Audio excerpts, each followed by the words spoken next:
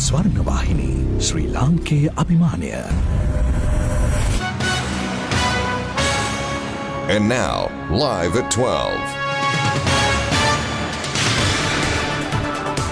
ආයුබෝවන් එක්වන් අදත් ඇත්ත දැනගන්න ලංකාවේ අංක එකේ සමබර තොරතුරු ප්‍රකාශය live at 12 සමගින් මම මුදිත විජේසුන්දර මම ඉෂාරා සමරසිංහ මුලින්ම බලමු ප්‍රධාන පුවත් සිරස්තල. මිනුවන්ගොඩ සහ පෑලීගොඩ කොවිඩ් පොකුර 14,000 ඉක්මවයි. බන්ධනාගාර ආශ්‍රිතව අදත් කොවිඩ් ආසාදිතයන් 68ක්. සමස්ත සංඛ්‍යාව 506 දක්වා ඉහළට. මෙරට 75 වන අයවැය අද පාර්ලිමේන්තුවට. ඩයන සහ අරවින්ද් කුමාර්ට ආණ්ඩු පක්ෂයේ අසුන් 12ට විපක්ෂයෙන් අසුනක්. බලංගොඩ රෝහලේ ගැටුම කොස්ගම පහරදීම. වෙද ආරච්චිගේ මාළු කෑම. කිසිම කොරෝනා රෝගයක් හැදෙන්නේ නැහැ. මේ අපි කන්නේ අමුයෙන්. ඔය කාලා පෙන්නන්නම්. 2021 වර්ෂයට අදාළ අයවැය වාර්තාව අද පස්වරුවේ පාර්ලිමේන්තුවට ඉදිරිපත් කිරීමට නියමිතයි. මුදල් අමාත්‍යවරයා ලෙස අග්‍රාමාත්‍ය මහින්ද රාජපක්ෂ මහතා විසින් පස්වරු 1:40ට එම අයවැය පාර්ලිමේන්තුව වෙත ඉදිරිපත් කිරීමට නියමිත බව පාර්ලිමේන්තුවේ මහලේකම් ධම්මික දසනායක මහතා පැවසුවා. 2021 වර්ෂයට අදාළ මුදල් අමාත්‍යවරයා ලෙස අග්‍රාමාත්‍ය මහින්ද රාජපක්ෂ මහතා අද පාර්ලිමේන්තුවට ඉදිරිපත් කිරීමට නියමිත අයවැය වාර්තාව මෙරට 75 වෙනි අයවැය වාර්තාවයි. 2021 මුදල් වර්ෂයට අදාළ රජයේ සේවා වියදම් සඳහා රුපියල් බිලියන 2678ක් වෙන් කිරීම සහ ශ්‍රී ලංකාව තුළ හෝ ඉන් බැහැරව රුපියල් බිලියන 2900ක සීමාවකට යටත්ව ණය ලබා ගැනීමට විසර්ජන පනත් කෙටුම්පත ඉදිරිපත් කර තිබෙනවා. අග්‍රාමාත්‍යවරයා අයවැය ප්‍රකාශය ඉදිරිපත් කිරීමෙන් අනතුරුව හෙට සිට 21 වෙනිදා දක්වා අයවැය දෙවනවර කියවීමේ විවාදය දින 4ක් පැවැත්වීමට නියමිතයි. පාර්ලිමේන්තු මහලේකම්වරයා නිවේදනයක් නිකුත් කරමින් සඳහන් කළේ අයවැය දෙවනවර කියවීමේ ඡන්ද විමසීම ලබන 21 වනදා පස්වරු 5ට සිදු කිරීමට නියමිත බවයි. අයවැය කාරක සභා අවස්ථාවේදී විවාදය ලබන 23 වනදා සිට දෙසැම්බර් මාස 10 වනදා දක්වා පැවැත්වෙන අතර ඊට අදාළ ඡන්ද විමසීම දෙසැම්බර් 10 වනදා පස්වරු 5ට සිදු කිරීමට නියමිතයි. අයවැය ප්‍රකාශය සිදු කිරීමෙන් පසු මුදල් අමාත්‍යවරයා විසින් සම්ප්‍රදායානුකූලව පවත්වන තේපැන් සංග්‍රහය මෙවර පැවැත්වෙන නමුත් එය පාර්ලිමේන්තු මැති ඇමතිවරුන් විදේශ තානාපතිවරුන් සහ ආරාධිතයින්ට පමණක් සීමා වනු ඇති. විදේශ ණය වාරික හා පොලි ණය සේවාකරණය නැත්නම් ඩෙට් සර්විසස් සඳහා ඇමරිකානු ඩොලර් බිලියන 4.5ක් හෝ ඊට වඩා වැඩි ප්‍රමාණයක් සෑම වර්ෂයකදීම වෙන් කරන්න ඕනේ. මේ අභියෝගය ඉෂ්ට කරගන්නේ කෙසේද කියන එක පිළිබඳ දැවැන්ත ප්‍රශ්නාර්ථයක් තියෙනවා. රුපියල් වලින් ගෙවන දෙයකට නම් රුපියල් අච්චු ගහන්න පුළුවන් තෝමස් ඩිලාරු සමාගමට කියලා. මධ්‍යම බැංකුව හරහා ඩොලර් අච්චු ගහන්න බෑ. සංචාරක ව්‍යාපාරයක් නැතිනම් සංචාරකෝ මෙරටට පැමිණෙන්නේ නැත්තම් විදේශ රැකියාවන් ඉන්නතු ශ්‍රී ලාංකිකයෝ මෙරටට කරන ආමුඛ පේෂණ ප්‍රමාණය අඩු වෙමින් පවතිනවනම් ලෝක දේශපාලන ආර්ථික අස්ථාවරත්වයට යටතේ විදේශ ආයෝජන එන්නේ නැත්තම් කෙලෙසින්ද සෑම වර්ෂයකදීම ඇමරිකානු ඩොලර් බිලියන 4.5ක් සොයාගන්නේ කියන ප්‍රශ්නයට රටක් ලෙස ජාතියක් ලෙස අපි මුහුණ දෙනවා. අයවැය යෝජනා පාර්ලිමේන්තුවට ඉදිරිපත් කරන අද දිනේ පාර්ලිමේන්තුව තුළ හා පිටත විශේෂ සෞඛ්‍ය ආරක්ෂිත වැඩසටහනක් ක්‍රියාවට නංවා තිබෙනවා. ප්‍රථම වතාවට මෙවර අයවැය කතාව ආවරණය කිරීම සඳහා ජනමාධ්‍යවේදීන්ටද අවස්ථාව හිමිවන්නේ නැහැ.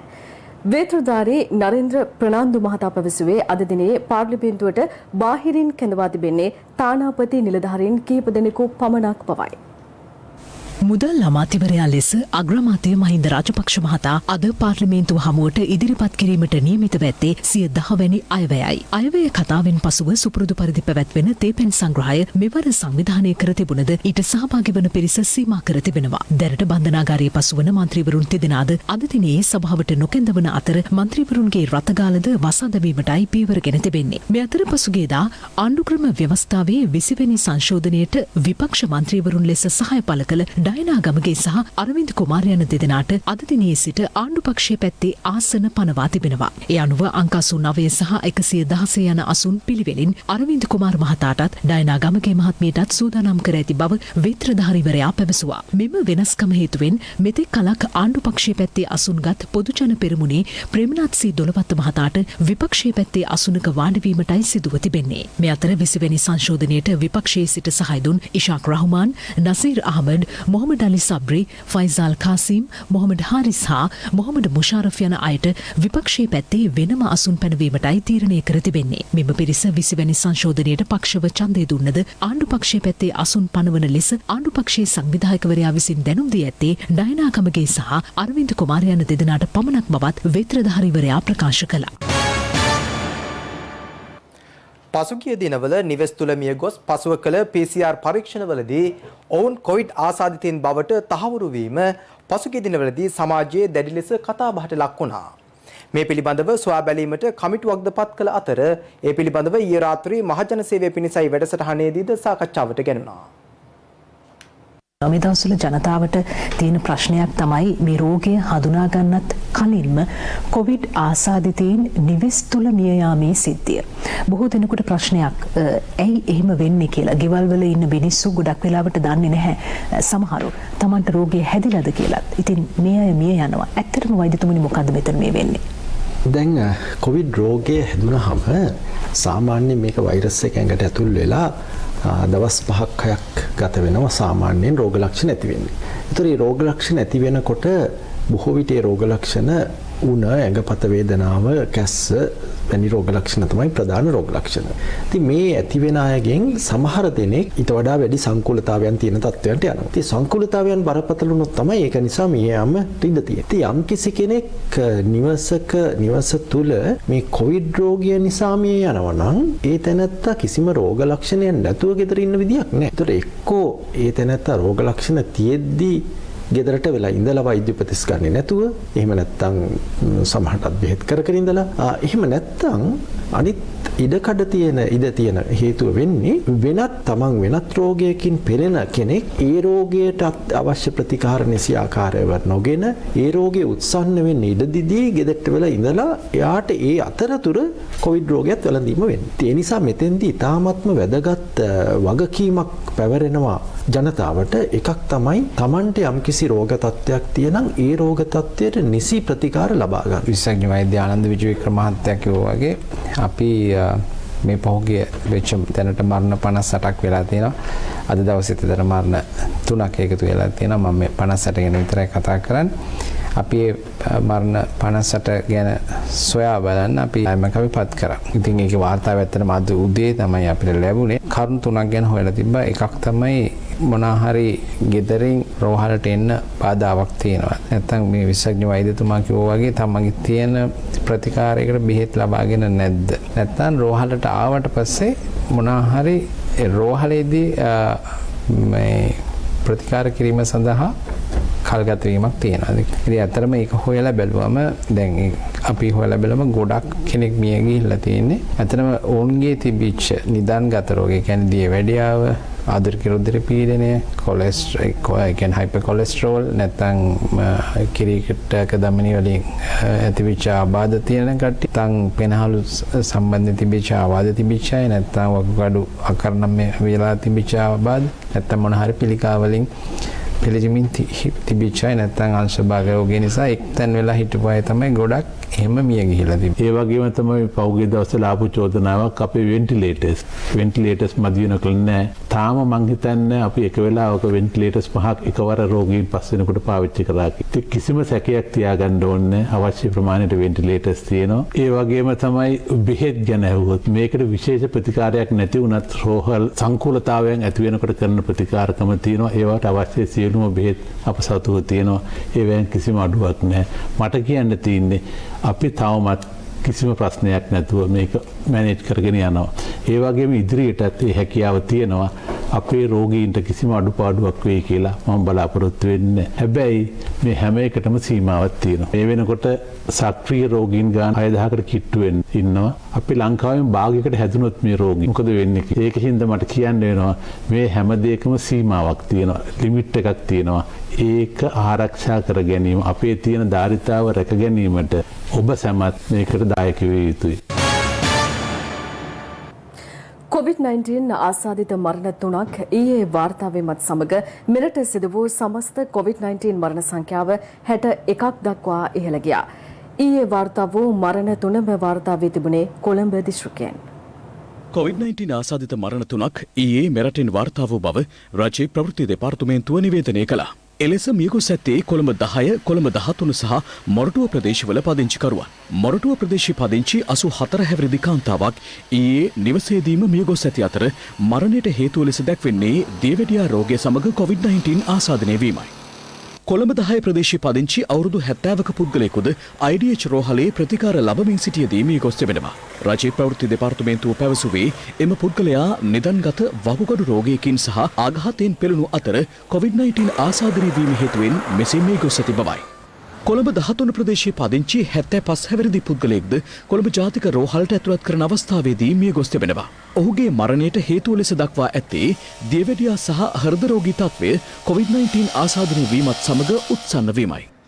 ලංකාවේ මාර්ගවල යම් යම් පුද්ගලයන් මිය යන බවට සංවිධානාත්මක කණ්ඩායමක් සමාජ මාධ්‍ය ජාල හරහා ප්‍රවෘත්ති නිර්මාණය කර බෙදා හැරීමක් සිදු කරනු ලැබුවා. මේ ගැන අපරාධ පරීක්ෂණ දෙපාර්තමේන්තුව විමර්ශනයක් කළා. එකම එක මරණයක් පමණයි මහා මාර්ගයේ සිදුනේ ඒ යාචකයෙක්ගේ. ඔහුට නිවසක් නොමැති නිසා අපරාධ පරීක්ෂණ දෙපාර්තමේන්තුව විසින් කරන ලද පරීක්ෂණය අනුව පුද්ගලයෝ දෙදෙනෙක් අත්අඩංගුවට ගත්තා. මේ ගැන එක් අයෙක් අඩුගන්නාව ප්‍රදේශයෙන් අනිත් තැනැත්තා හන්තාන ප්‍රදේශයෙන් උණු අධිකරණයට ඉදිරිපත් කරනු ලැබුවා. මේ ගැන තවදුරටත් විමර්ශනය කිරීමේදී පුද්ගලයන් 32 දෙනෙක් පමණ කණ්ඩායමක් විසින් මේ ආකාරයට කටයුතු කරන බවට තොරතුරු තියෙනවා. දැන් ඒ දෙදෙනෙක් හොයාගෙන තියෙනවා. එක් අයෙක් ජපානයේ විසින් ශ්‍රී ලාංකිකෙක් බවට සැක කරන තැනැත්තෙක්, අනිත් තැනැත්තා හෝ තැනැත්තිය ඕස්ට්‍රේලියාවේ විසින තැනැත්තෙක්. දැන් ඔවුන්ගේ විස්තර අපි ලබාගෙන තියෙනවා. ජාත්‍යන්තර පොලිසියේ සහාය ලබාගෙන මේ ගැන අපි කටයුතු කිරීමට බලාපොරොත්තු වෙනවා. බන්ධනාගාර ආශ්‍රිතව තවත් COVID-19 ආසාදිතින් 68 දෙනෙකු අද වාර්තා වුණා. බන්ධනාගාර කොමසාරිස් පාලන චන්දන ඒකනායක මහතා පැවසුවේ පරණ පෝගම්බර බන්ධනාගාරයේ රැඳවියන් 41 දෙනෙකු ඒ අතර වන බවයි.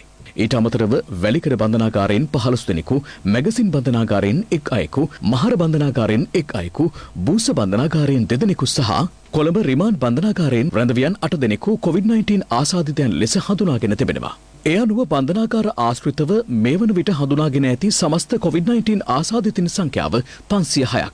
මේ අතර COVID-19 ආසාදිතයන් 382 දෙනෙකු ඊයේ මෙරටින් වාර්තා වුණා. ඔවුන්ගෙන් 5 දෙනෙකු විදේශ රටවල සිට මෙරට පැමිණි ශ්‍රී ලාංකික මුහුදු ආරක්ෂකයින් වන අතර තවත් 3 දෙනෙකු විදේශීය මුහුදු ආරක්ෂකයින් බවයි COVID-19 පැතිරීම වැළැක්වීමේ ජාතික ක්‍රියාන්විත මධ්‍යස්ථානය පැවසුවේ.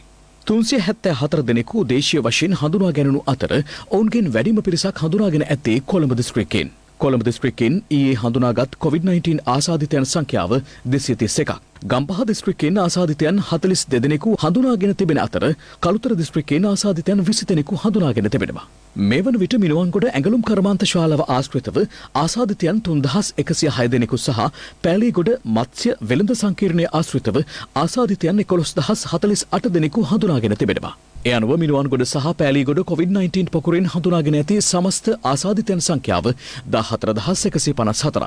ඉන් පුද්ගලයන් 8381 දෙනෙකු පූර්ණ සුවය ලබා රෝහල් වලින් පිටත්ව ගොස් තිබෙනවා. මේ අවස්ථාව වන විට යම්කිසි දුරකට පාලනය කර තිබුණත් කොළඹ මහනගර සභා සීමාවත් එතනින් ඔබට ගෙහින් බස්නාහිර පළාතත් යම්කිසි විදියකින් තවමත් අධික අවදානම් තත්ත්වයක පවතින්නේ. අපේ ජන සමාජය තුළ රෝගීන් වාර්තා වෙනවා වගේම විවිධ ආයතන තුලත් රෝගීන් වාර්තා වීම යම්කිසි විදියකින් මේ පාලනය සඳහා අපිට වැඩි අවධානයක් යොමු කිරීමට සිදුවන ස්ථාන වෙනවා. COVID-19 නව ආසාදිතයන් හඳුනා ගැනීම සඳහා ඊයේ දිනේ PCR පරීක්ෂණ 8743ක් සිදු කර තිබෙනවා.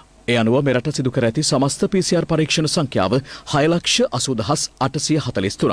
පළමු පෙළේ ආශ්‍රිතයින් අතර අවදානම් කණ්ඩායම් විදිහට හඳුනගෙන තමයි මේ PCR පරීක්ෂණ කරන්නේ. ඇත්ත වශයෙන්ම ඒ තුලින් තමයි අපි වැඩිපුරම රෝගීන් හඳුනාගන්නේ. ඒතකොට මේ PCR පරීක්ෂණය සිදු කිරීම යන්නෙම තේරෙන්න ඕන යම්කිසි කෙනෙකුට ඒ බොහෝ දුරට රෝගියෙක් විය හැකියි කියලා. ඒ නිසා ඒ වගේ PCR පරීක්ෂණයට භාජනය වෙන කෙනෙක් අනිවාර්යයෙන්ම නිරෝධායනය විය යුතුයි. ඒ සති දෙකක් වුණ නිරෝධායනය වෙන්න ඕන. PCR පරීක්ෂණය සාමාන්‍ය නෙගටිව් කියලා ආවත් අවම වශයෙන් සති දෙකක් නිරෝධායනය වෙලා සති දෙක අවසානයේ නැවතත් PCR පරීක්ෂණයක් සිදු කිරීම ඉතාමත්ම වැදගත් වෙනවා. යම්කිසි කෙනෙක් PCR පරීක්ෂණයට සාම්පලය ලබා දීලා ඊට පස්සේ සංචරණය කරනවා නම් ඇවිදිනවා නම් එය සමාජයට කරන අවදානමක් විශේෂයෙන්ම මෙතන වැදගත් වෙන්නේ කෙනෙකුට රෝග ලක්ෂණ නැති වෙන්න පුළුවන්. ඒ නිසා සෞඛ්‍ය බලධාරීන් විසින් නියම කරන තාක්කල් ඔවුන් නිරෝධායනය වෙලා එකම ස්ථානයකට වෙලා ඉන්න ඕන. එහෙම නොවුනොත් එහෙම වැඩියෙන් රෝගීන් අපිට වාර්තා වෙන්න පුළුවන්. ඊයේ වාර්තා වූ රෝගීන් 382 දෙනාද සමග මේ වන විට මෙරටින් වාර්තා වී ඇති සමස්ත COVID-19 ආසාදිතයන් සංඛ්‍යාව 17674ක්. ඔවුන්ගෙන් ආසාදිතයන් 5807 දෙනෙකු තවදුරටත් රෝහල්ගතව ප්‍රතිකාර ලබනවා. මේ වන විට පූර්ණ සුවය ලබා රෝහල් වලින් පිටත්ව ගොස් ඇති ආසාදිතයන් සංඛ්‍යාව 11806ක්. මේ අතර පෑලිගොඩ මත්ස්‍ය වෙළඳ සංකීර්ණයෙන් සහ මාළු වෙළෙන්දන් අතරින් COVID-19 ආසාදිතයන් හමුවීමත් සමග මාළු අලෙවි කර ගැනීමේ ගැටලුවක් පවතින බවට දිහිවරින් චෝදනා කරනවා. මේ සම්බන්ධයෙන් ජනතාව දැනුවත් කර දිහිවර කර්මාන්තය මුහුණ දී ඇති ගැටලු විසඳන ලෙස සමගි ජනබලවේගයේ පාර්ලිමේන්තු මන්ත්‍රී දිලිප් වෙද ආරච්චි මහතා රජින් අද ඉල්ලීමක් කළා. බහුදින දීවර යාත්‍රා හිමියන්ට අද රැකියාවේ යන්න ආර්ථිකයක් නැහැ. පහුගිය දවස්වල මාළු විකුණ ගන්න බැරි නිසා ඒ බෝට්ටු සියල්ලක්ම ණය වෙලා. හැම ශේෂ්ත්‍රයකින්ම ඒ අසරණ තත්ත්වයට පත් වෙලා තියෙනවා අපේ දීවර ජනතාව. දැන් මාදල් කර්මාන්තවල මාළු හොවෙන කාල සීමාව. හැම තොටුපළවල මාළු හොවෙන මිනිසුන් විකුණ ගන්න බැරි තත්ත්වයක් තියෙනවා. මම ඉල්ලීමක් කරනවා දීවර අමාත්‍යාංශයෙන් දීවර ඇමතුමාගෙන් රටට ඍජුව ප්‍රකාශයක් කරන්න වෛද්‍යවරු හරහා මේ පරීක්ෂණයක් කරලා මේ මාළු කෑවම පිසු මාළු කෑවම මේ රෝගය වැළඳෙන්නේ නැහැ කියලා. ඊයේ තංගල්ලේ වරායට ගිහලා මම මේ මාළු ගෙනාවේ. මේ මාළු ගෙනාවේ පෙන්නන්න. මේ රටේ අහිංසක ජනතාවගේ මට ජනතාවගේ මං ඉල්ලීමක් කරනවා මේ මාළු කන්න බය වෙන්න එපා. කිසිම කොරෝනා රෝගයක් හැදෙන්නේ නැහැ. මේවා අපි කන්නේ අමුයෙන්. ඔයාලා කාලා පෙන්නන්නම්. අමුයෙන් කන්න පුළුවන්. කොළඹ නගරයට යන එන කාටත් හිරිහැරයක් වන තරමටම මහමග සිටින යාචකයින් මහජනතාවට පීඩා වන ආකාරයෙන් හැසිරෙන ආකාරය නිතර දැකිය හැකියි. කොවිඩ් ව්‍යාප්තියත් සමග සෑම නගරයක් තුළම ගැවසෙන මේ යාචකයින් වෛරස ව්‍යාප්තියටත් බලපාන්නට හැකි අතර පොලිස් මාධ්‍ය ප්‍රකාශක නියෝජ්‍ය පොලිස්පති නීතිඥ අජිත් රෝහණ මහතා පවසන්නේ ඔවුන්ගෙන් 90%ක්ම ව්‍යාජ යාචකයින් බවයි. කොළඹ නගරේ හැම මන්සන්ධයක් අසලම ගැවසෙන යාචකින් ඉන් නොනැවති නගරේ සෑම සුපිරි විලඳ සංකීර්ණයක් අසලම ගැවසීම සාමාන්‍ය තත්ත්වයක් බවට පත්වෙලා. කොවිඩ් ව්‍යාප්තිය පිළිබඳ ඉතා බරපතල අවධානමකට මුහුණ දී සිටින මෙවන් කාල වකවානුවක ඔවුන්ගෙන් ඇතමෙකුගේ හැසිරීම් කෙතරම් පීඩාවක්ද යන්න ඒ අත්දැකීම් විඳ ඇති ඕනෑම කෙනෙක් දන්නා කරුණක්. විවිධ ආබාධ සහිත වූවන්සේ අභිනයෙන් ක්‍රියා කරන ඔවුන් ජනතාව රවටමින් මුදල් යදින ආකාරයත් අතදරුවන් වඩාගත් මව්වරුන් වෙස්ගත් යාචක අම්මලාද මහා මාර්ගයේ නිරන්තරයෙන් දැකිය හැකියි. අගනගරේ නොනැවති රටේ හැම අස්සක් මුල්ලකම විදුලි සංඥා අරක්ගත් මේ යාචකින් සැබෑවටම අනුකම්පාව ලැබිය යුතු වූවන්ද. කොළඹ නගර සහ අවට ඉන්න අයගෙන් 5%ක්වත් නෑ සැබෑ යාචකයෝ. 95%ක් ඉන්නේ සැබෑ යාචකයෝ නෙමෙයි මේ බිස්නස් එකක ඉන්න කට්ටිය. ඉතින් බිස්නස් එකක ඉන්න කට්ටිය අනාථ නිවාසවලට ඒ වගේ මධ්‍යස්ථාන වලට යන්න කැමති නැහැ. සිගමන් යැදීම රැකියාව කරගත් මාෆියා යාචකින් අතර සිටින සැබෑ යාචකින් වෙනුවෙන් ඉදිරියේදී ගැනෙන පියවර කුමක්ද? සැබෑ යාචකයෝ ඉන්න අය සම්බන්ධයෙන් සමාජ සේවා දෙපාර්තමේන්තුවේ වගේ අධිකාරීන් එක්ක කතා කරලා තීරණයක් ගැනීම නියමිතයි. නමුත් ඔවුන් ඉන්නේ ඊටාම සුළු පිරිසක්. ඔවුන් ඇත්තටම ඔය සිග්නල් ලයිට් තියෙන තැන්වල සංඥා ලාම්පු ගාව ඉන්න අයත් නෙමෙයි. මීට පෙර අවස්ථා කිහිපයකදීම අනුරාධපුරයේ සහ කොළඹ නගරයේ යාචකින් කිහිප දෙනෙකුම කොවිඩ් ආසාදිතයන් ලෙස තහවුරු වුණා. එවන් පසුබිමක මේ ප්‍රෝඩාකාරී යාචකින් හමුවේ ජනතාව කළ යුත්තේ කුමක්ද? මුදල් දෙන අයටත් වගකීමක් තියෙනවා. ඔබ දැනගන්න මේ ඉන්නේ සැබෑ යාචකයෝ නෙමෙයි. සැබෑ යාචකයෝ ඉන්න ස්ථාන තියෙනවා. ඉතින් ඒ නිසා මේ අයට නිරන්තරයෙන් මුදල් දෙන්න ගියොත් ඒ අය ඒ බිස්නස් එක කරගෙන යනවා. ඒ නිසා මුදල් දෙන අයත් ඒ මුදල් නොදී හිටියොත් ඒ වංචනික බිස්නස් එක අඩාල වෙනවා. ඉතින් ඒ නිසා ඒ ගැනත් අවධානය යොමු කරන්න අපේ පැත්තෙන් අපි ඒ කරන්න තියෙන කටයුතු කරනවා. මොකද මේ වෙලාවේ යාචකයින්ගෙන් ප්‍රවණතාවයක් තියෙන්න පුළුවන් කොවිඩ් රෝගේ ව්‍යාප්ත වීම. ඒ නිසා මේ ජාතික මම්මාවත් පනත යටතේ යම්කිසි ප්‍රසිද්ධ මාර්ගයක් බාධාවක් වෙන්න හැසිරෙනවා නම් එය නීතිය වරදක්. ඉතින් ඒ අනුව අපි ඔවුන් අධිකාරියට ඉදිරිපත් කරනවා. වත්මන් රජය අසාර්ථක රජයක් බව ගෙවුණු වසර තුළ ඔප්පු කර ඇති බව විපක්ෂ නායක සජිත් ප්‍රේමදාස මහතා පවසනවා. කොරෝනා වසංගතය හමුවේ ජනතාවගේ ගැටලු විමසීම සඳහා විපක්ෂ නායක කාර්යාලයේ පිහිට වූ දුරකථන මධ්‍යස්ථානයට අද පැමිණි අවස්ථාවේදී ඔහු මේ අදහස් පළ කළා. කොරුණා වසංගතයත් සමග ජනතාවගේ ගැටලු විමසීම සඳහා විපක්ෂ නායක කාර්යාලයේ පිහිට වූ දුරකථන මධ්‍යස්ථානයට අද පෙරවරුවේ පැමිණි විපක්ෂ නායකවරයා ජනතා ගැටලු වලට සවන් දුන්නා. මොකද ඔබතුමාට කරන්න ඕන සංචාරක ශාස්ත්‍රය වෙනුවෙන් අසහනයට පත්වෙච්ච අයට විශේෂ වැඩසටහනක් ක්‍රියාත්මක කරන්න කියලා. අපි දිගින් දිගටම ඉල්ලීම් කරා. උත්තර සපයන්න නැතුව රජය නිහඬයි. නැවතත් ඔබතුමා මේ ඉදිරිපත් කරපු ප්‍රශ්නය මගේ අයවැය කතාවේදී මම අවධාරණයට ලක් කරා. උදෑසන 8 සිට පස්වරු 8 දක්වා 0.11 77 0.1 300 යන දුරකථන අංකය ඔස්සේ ජනතාවට සිය ගැටලු ඉදිරිපත් කළ හැකි මේ වැඩසටහනට සමගි ජන බලවේගයේ පාර්ලිමේන්තු මන්ත්‍රීවරුන් කිහිප දෙනෙකුද එක්ව සිටියා. ඉදිරිපත් වන ජනතා ගැටලු ආණ්ඩුවට ඉදිරිපත් කරන බවයි විපක්ෂ නායකවරයා මෙහිදී සඳහන් කළේ. සමගි ජන බලවේගයේ අපි ප්‍රගතිශීලී විපක්ෂයේ හැටියට ජනතාවගේ දුකට පිළිහිටවන දුරකථන මේ වැඩසටහන අපි ක්‍රියාත්මක කරමින් සිටිනවා. අද දවසේ මමත් මහජන නියෝජිතයෙක් හැටියට මේ අපේ විපක්ෂ නායක කාර්යාලයේ ආමරයට ඇවිල්ලා ජනතාවගේ දුක සැප විමස සමගි ජන බලවේගයේ හදවතක් ඇති දේශපාලන ව්‍යාපාර. කොරෝනාවෙන් විපතටපත් වුණු සමස්ත ලක්ෂ 220කගේ ඒ හඬ පාර්ලිමේන්තුවේ රැව්පිලිරැව් දෙන ආකාරයට ප්‍රකාශ කරමින් ජනතා ප්‍රශ්න වලට සාධනීය විසඳුම් ලබා දෙන්නට අපි මේක කටයුතු කරනවා. විපක්ෂ නායකතුමනි ආණ්ඩුවට වසරයි ඔබතුමාලත් විපක්ෂයට ගිහින් වසරයි මොකද හිතෙන්නේ? ඇත්ත වශයෙන්ම අපි දැඩි දුකකටපත් වෙනවා. අද රටට අත්පත් වී තිබෙන ඉරණම පිළිබඳ. විශේෂයෙන්ම මේ රජය ඔප්පු කරලා තිබෙනවා මේ පහුගිය අවුරුද්ද තුල මේක අසාර්ථක රජය, අසාර්ථක ආණ්ඩුව. ඔබ නැවතත් live at 12 සමගින් ස්වර්ණවාහිනී රන්කාසි වැස්සේ තවත් රන්කාසි වාසනාවන්තයින් 5 දෙනෙකු ඊයේ බිහි වුණා. ඒ අනුව ඊයේ රන්කාසි බෙදී ගියේ හල්දුමුල්ල, ජාඇල, හෙට්ටිපොළ, තොලංගමුව, කොච්චිකඩ යන ප්‍රදේශවලටයි. ඊයේ රාත්‍රී 7ට විකාශය වූ ඇලඩින් ටෙලිනාට්‍ය නරඹන අතර මුල්ම රන්කාසි හිමිකර ගැනීමට වාසනාව උදා කරගත්තේ හල්දුමුල්ල RMP කලිනි මදුෂ්‍ය මාලිකායි. ජයල සදීප ලක්ෂාන් තිලකරත්න අග්නි පියාපත් ටෙලිනාට්‍ය අතරතුරත් හෙට්ටිපොළ තශ්මිලා ආශා කුමාරි හොඳ වැඩේ ටෙලිනාට්‍ය අතරතුරත් තෝලංගමුව W හරිත්ප්‍රිය සුසන්ත කුමාර හදවතේ කතාව නරඹන අතරතුරත් රන්කාසි වරම් හිමිකරගත්තා. ස්වර්ණවාහිනී සිහින සමාගම ටෙලිනාට්‍ය නරඹා තිරේ දිස් වූ රන්කාසි වාර ගණන නිවැරදිව සඳහන් කර 7775ට SMS කර කොච්චිකඩේ W රාජිත ශ්‍රීලාල් රන්කාසියක් දිනා ගත්තා.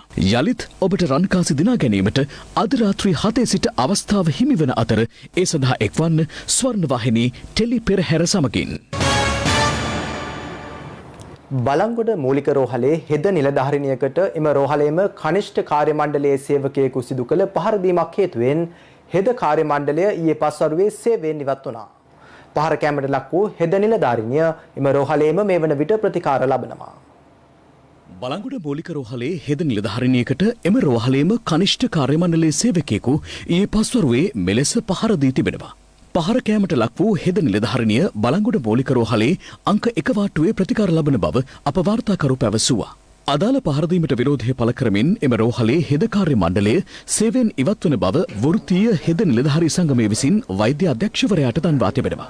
අනතුරුව සිද්ධිය පිළිබඳව සොයා බැලීමට පාර්ලිමේන්තු මන්ත්‍රී ගාමිණී වලේබොඩ මහතාද රෝහල් පරිශ්‍රයට පැමිණියා. පහරදීම සිදු කළ කනිෂ්ඨ කාර්ය මණ්ඩල සේවකයා වෙනත් රෝහලකට මාරු කර යැවීමට ලැබුණු එකගතාව මත හෙද කාර්ය මණ්ඩලය මෙවන විට යලි සේවයට වාර්තා කර තිබෙනවා.